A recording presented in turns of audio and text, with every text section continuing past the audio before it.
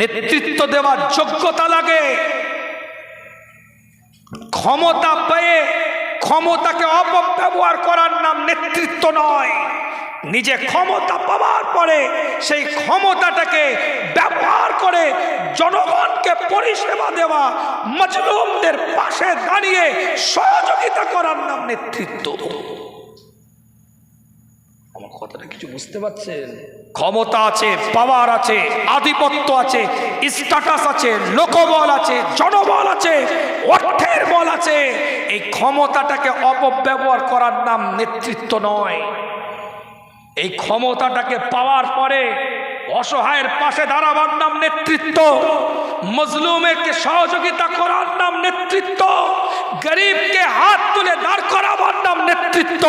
পিছিয়ে পড়া মানুষটাকে সাপোর্ট করে আগিয়ে দিয়ে যাওয়ার নাম হচ্ছে নেতৃত্ব।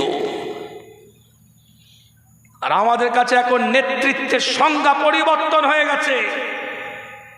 সব ক্ষেত্রেই বলছি, নেতৃত্ব যে যেখান থেকে দিচ্ছে, মেজরিটি পার্সেন্ট, অধিকাংশ পরিস্থিতি ডেফিনেশন চেঞ্জ হয়ে গেছে। নেতৃত্বের সংজ্ঞা চেঞ্জ করে দিয়েছি। নেতৃত্ব, আমি মসজিদের মুতল্লি, ধরাকে সরা মনে করে ফেলেছি। আমি মাদ্রাসার সেক্রেটারি, ধরাকে সরা মনে করে ফেলেছি। আমি একটা জায়গার দায়িত্বশীল ব্যক্তিত্ব, আমি নিজেকে একটা অন্য লেভেলে পৌঁছে দিয়েছি। কি কথা ঠিক বলছি না ভুল বলছি? আমার কথাটা বোঝা যাচ্ছে না বোঝা যায়? নেতৃত্বর নাম ক্ষমতাকে অপব্যবহার করা নয়। নেতৃত্বর নাম ক্ষমতাটাকে ব্যবহার করে মানুষের পাশে থাকা, অসহায়কে সহযোগিতা করা, দারিদ্র মানুষকে সাপোর্ট করা। যেটা আজকে ইরান করছে, যেটা আজকে আয়াতুল্লাহ খামেনির ব্যাটালিয়ন ফোর্স করছে। আকীদার কথা আনবেন না, আকীদার সাথে তাদের সাথে আমাদের কোনো সম্পর্ক নেই। মজলুমদের পাশে যারা আছে তাদের পাশে আমরা থাকব। সে কি কাস্টের, কি সম্প্রদায়ের, কি রিলিজিয়াস বিলং করে, ওটা আমার দেখার দরকার নেই। সে তার ধর্ম, তার আকীদা, তার চিন্তা, তার চেতনা তার কাছে, কিন্তু সে অসহায় মজলুম প্যালেস্তাইনের কচি কচি বাচ্চাদের জন্য বুকে পাথর মেরে লড়াই করছে। এই মজলুমদের পাশে থাকার কারণে আমরা বুক চিতিয়ে তাদের যুদ্ধের সফলতার দোয়া চাই। কিছু ফেসলো ফতোয়াবাজি করছে এখন, কিছু বেহায়া নির্লজ্জা এরা ফতোয়া দিচ্ছে এখন। আরে ওর আকীদার সাথে আমার আকীদার বিষয় নয়। ইরানের কোন আকীদার সাথে আমার কোন আকীদা নয়। ইরানের কাজটাকে সাপোর্ট করি, ইরানের কর্মটাকে সাপোর্ট করি, ইরানের আবেগটাকে সাপোর্ট করি, ইরানের সহানুভূতিটাকে সাপোর্ট করি, ইরানের মজলুমদের পাশে থাকাটাকে আমরা ভালোবাসি। তাদের সাথে আকীদার কোনো সম্পর্ক নেই আমাদের। কি ভাই কথা ঠিক না বল? একটা খ্রিস্টান যদি এটা করে আমরা তাকে সাপোর্ট করব। একটা বুদ্ধিস্ট যদি এটা করে আমরা তাকে সাপোর্ট করব। একটা হিন্দু যদি এই কাজটা করে আমরা তাকে সাপোর্ট করব। একটা পাঞ্জাবি যদি এই কাজ করে আমরা তাকে সাপোর্ট করব। একটা নাস্তিক যদি এই কাজ করে আমরা তাকে সাপোর্ট করব। কেন? মাজলুমদের পাশে আছে। আয়াতুল্লাহ খামেনির আকীদার সাথে আমাদের কোনো আকীদার মিল নেই। একটা ভুল নিবে না। দাঁতে কাঠি দিয়ে ঘুমাচ্ছিলে কাতার, বেহায়া লজ্জা লাগে না? তোর হায়া নাই, শরম নাই? সৌদির বাদশাহ কাবার ইমামকে দিয়ে দোয়া চাওয়াচ্ছ প্যালেস্তাইনের কচি কচি বাচ্চাগুলোর জন্য। মদিনাতুল মুনাওয়ারায়, রাউজায়ে আতহারে, মসজিদে নববীতে ইমামকে দিয়ে দোয়া চাওয়াচ্ছ প্যালেস্তাইনের কচি কচি বাচ্চাদের জন্য। আর ক্ষমতার জন্য, পাওয়ারের জন্য, আধিপত্যের জন্য, স্ট্যাটাসের জন্য, নিজের চেয়ারকে বাঁচাবার জন্য টেবিলের তলায় ইসরায়েলের সাথে সেটিং করছো। তোর হায়া নাই?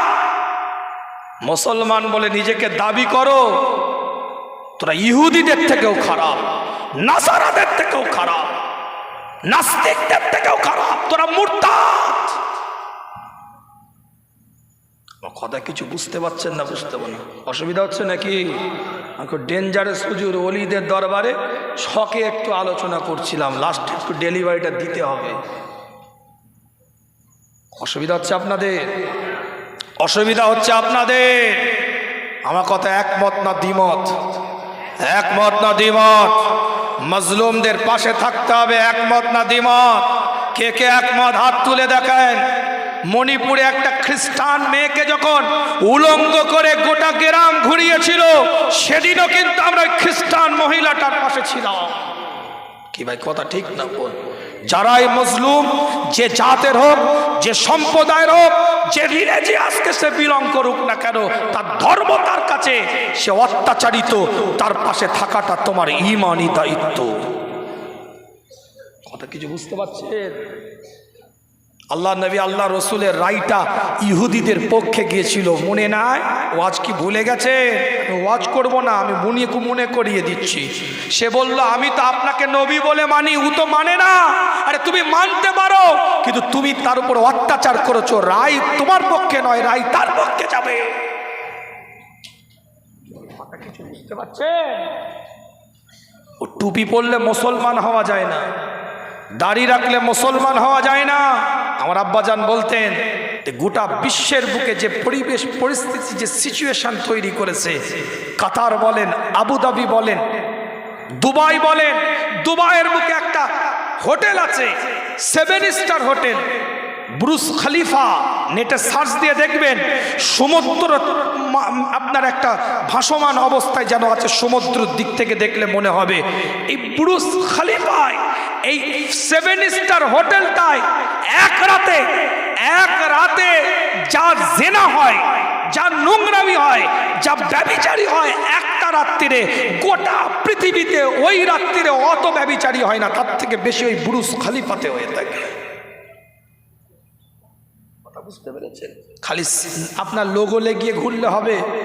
ওই যে কথাটা বলতে গিয়ে দিয়ে গেলাম যে আব্বাজান বলতেন টুপি, ওইদিকে চাই আব্বাজানের কথাটা বললাম। ওই লোগো ট্যাগ লেগিয়ে ঘুরলে হবে না, জার্সি পরলে প্লেয়ার হওয়া যায় না। ওটা মেসি এসছিল সল্টলেক স্টেডিয়ামে, মনে নেই? চেয়ার ভেঙে ফেললো, দেখতে পাইনি বলে। মেসি এসছিল সল্টলেক স্টেডিয়ামে, সবারই গায়ে জার্সি, তাহলে সবাইকে মেসি। বিরাট কোহলি আইপিএলে নামবে, রোহিত শর্মা আইপিএলে নামবে, সবাই বিরাট কোহলি, সবাই রোহিত শর্মা। এই তো টি20 বিশ্বকাপ হয়ে গেল, জার্সি পরে ঘুরছিল, সবাই কি প্লেয়ার?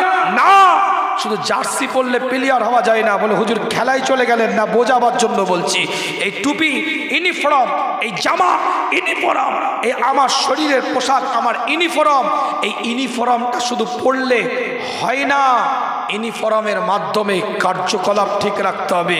একটা টুপিওয়ালার কার্যকলাপ আলাদা, দাড়িওয়ালার কার্যকলাপ আলাদা, পাগড়িওয়ালার কার্যকলাপ আলাদা, পাঞ্জাবিওয়ালার কার্যকলাপ আলাদা হবে। নামাজি মুসল্লি, তোমার কথাবার্তা, ওঠা বসা, চাল চলন, আখলাক, ব্যবহারের মধ্যে মুসলমানিত্বের পরিচয় ফুটে থাকবে। নামাজও পড়ে, মিথ্যাও কথা বলে, রোজাও রাখে, ভাইয়ের সম্পত্তি নিজের নামে রেকর্ড করে। কি ভাই কথা ঠিক না? তার মানে বুঝে নিতে হবে, এসব জার্সি পরে ঘুরছে, এরা প্লেয়ার নয়। কথাটা বুঝতে পারেন না? টুপি মাথায় দিয়ে যখন বিড়ি খেচ্ছে, মনে নিতে হবে এই প্লেয়ার নয়, জার্সি পরে ঘুরছে। আল্লাহ পাক কবুল করেন, সকলে বলেন আমিন।